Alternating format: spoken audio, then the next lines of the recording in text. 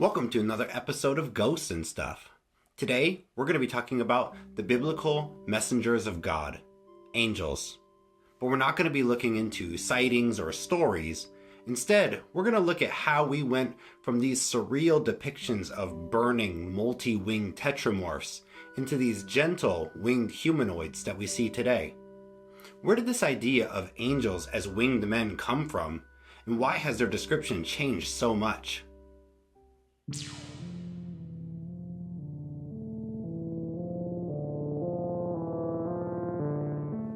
So let's get right into it. Angels, in the Christian sense, are these ethereal divine beings created by God to serve as intermediaries or messengers. But the Bible doesn't describe them as winged men. There are times in the Bible when people physically encounter these angels, but they're simply described as looking like men. In Genesis, two angels visit Lot in Sodom, but it describes them as looking like men, and Lot says they look like men, and the people of the town say they look like men. The men in the town come to Lot's house and want to do nasty things to these angels, but luckily, they blind them.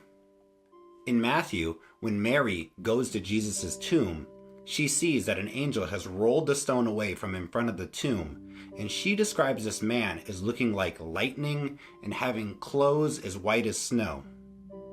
In John, when Mary enters Jesus' tomb, she sees two angels sitting where Jesus' body was laying, and she describes them as men dressed in white. During these encounters, the angels are described as looking like men. Also, Jacob wrestles with a man who later is described as an angel, and Daniel also has Gabriel come and help him interpret a dream, and he says that he looked like a man.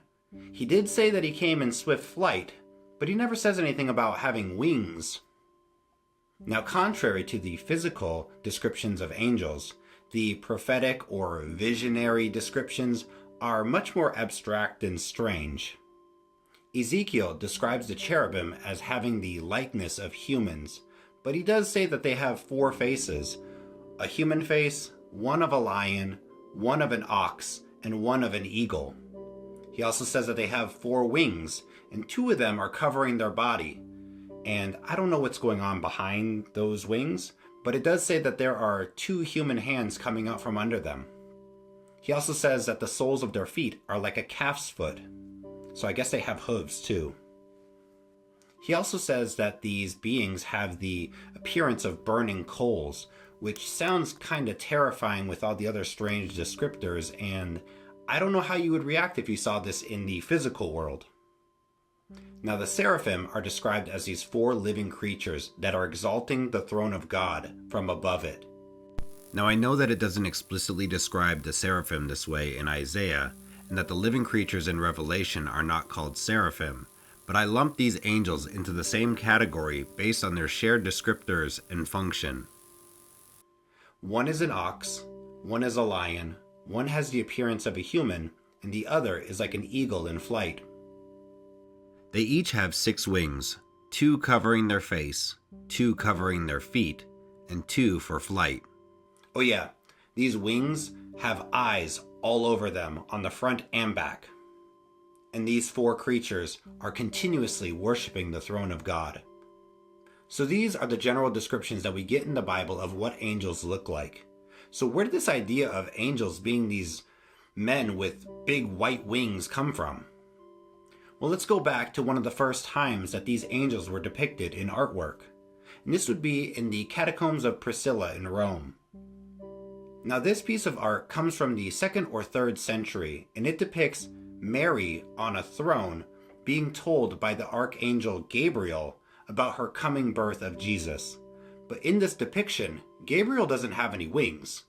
It looks like a guy talking to what we know as Mary and telling her about Jesus' birth. Remember, Daniel said that he saw Gabriel and he didn't have wings, so I think this is where that whole depiction comes from. It seems that wings are an added descriptor to try to differentiate between human and divine. Adding wings to things to show their divinity is not something that happened when Christians began making art. This is also something that's been happening in the ancient Near East for millennia. Some of the earliest forms of this are in Mesopotamia. As far back as 3000 BC in the kingdom of Ebla, you start seeing artwork that has these human-animal hybrids that take features from people and lions and ox and even birds. And these deities acted as protective spirits. Then around 2000 BC, in the old Babylonian periods in Mesopotamia, you had these protective spirits known as Lama. And these were female goddesses, and some of them were depicted as these female figures with wings. And these acted as intermediaries and protective guardians. Now fast forward to about 900 to 600 BC, and you get to the Neo-Assyrian Empire, and this is where the iconic Lamassu emerge. These are these giant hybrid deities that have the head of a man, the body of an ox or lion, and the wings of an eagle. And these giant sculpted deities were placed at the entrances to palaces as a symbol of divine protection and royal authority. Now this is where you start seeing that combination of human heads with the wings of eagles. Also, the Lamassu use the same combination of animals like the cherubim and the seraphim, using the ox, lion, eagle, and human. It makes me wonder if there's some kind of shared experience or they all saw something and this is how they recorded it. Along with the Lamassu, Assyrian artists created winged genies, which were another divine spiritual being, but these ones get really close to the modern depiction of angels. They look a lot like those winged men that we see today. So the Neo-Assyrian have created these Lamassu, but how did they get to modern Christian depictions of these angels as winged men? So while Neo-Assyrian artists were creating these giant hybrid Lamassu, ancient Greece was going through their Orientalizing period, and this was when the Mediterranean and Near East cultures began to exchange ideas and beliefs and a lot of pieces of their own culture. The Greeks adopted the idea of these hybrid creatures like Pegasi, Minotaurs, Centaurs, and Chimeras, and these came from Assyrian, Egyptian, and Phoenician cultures. This was all going on at the same time. There was a lot of culture changing. So is this how winged men became angels in Christian art? Well, not quite yet.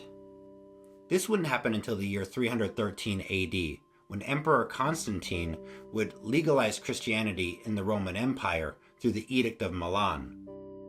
And this was followed by the Edict of Thessalonica by Emperor Theodosius I, which made Christianity the official state religion of the Roman Empire. Now, once the emperor makes Christianity the official religion of the whole empire, the artists have to start making art that coincides with what the emperor is saying. But they don't know how to make Christian art. They don't even know what angels look like. So they follow the things that they know, such as Eros and Nike and Cupid, and they pull from these winged beings that they've seen in all these different art forms. Remember, wings represent divinity. And the one way to differentiate just people from angels was adding wings. Soon after, we find one of these depictions of angels as winged men in the 4th century in something called Prince's Sarcophagus. It was a marble coffin found near Turkey. And these sculptures look like the angels that we know today. After this, angels as wingmen became the standard. Even though styles would change, the basic form persisted from the medieval period to modern depictions. Artistic styles did shift over time from symbolic and realistic to dramatic and even fantastical, but that main idea of angels as winged divine servants of God remained largely unchanged. Oh yeah, this other thing. This Palestinian rabbi, Abahu, thought that the term cherub sounded like the Hebrew term for like a youth. And so this other French rabbi, Rashi, he began to teach that the cherub had these baby faces. So if you ever wondered where that whole idea of cherubs as these babies with wings, this is where it comes from. And I don't like it when angels look like these little weird fleshy babies with wings. I think it's so creepy and weird. Even though these depictions of angels as men with wings isn't biblically accurate, I still think that the intention of the artwork is still well and good. I think we're trying to show that God is intervening or trying to communicate with man. Angels are seen as divine intermediaries, and they might be the only thing that we can even try to attempt to capture in a piece of art. I find it very interesting many of the similarities that these ancient cultures have expressed through their artwork. It makes you wonder if they had an experience with some of these entities, and this was the best way they had to describe it, because many cultures share some of the same descriptions, and it makes me wonder if maybe they did experience some of these things that they are trying to put into sculptures and artwork. We tend to think that the world back then is the same as the world we live in today. And maybe it isn't. Maybe it was totally different. And it's kind of arrogant of us to believe that their records are absurd. Maybe our technology today and our ability to record has made us jaded towards their way of recording and sharing experiences. But with all of the shared stories, myths, beliefs, I have to think that they shared some kind of experience, and they all can't be wrong. There might be some truth behind some of these things that they have captured in their art. Thank you so much for watching this episode of Ghosts and Stuff about angels and where they got their wings. I know this one was very information dense, but it was just a topic that I thought was super interesting, and I had to put it out and just do the research.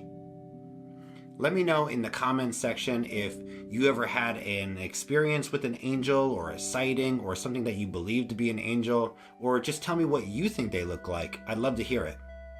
If you liked the video, hit the like and subscribe. If you don't, thank you so much for watching this long. It really means the world to me that you guys are watching this and you like the content. Until next time, this has been How Angels Got Their Wings on Ghosts and Stuff.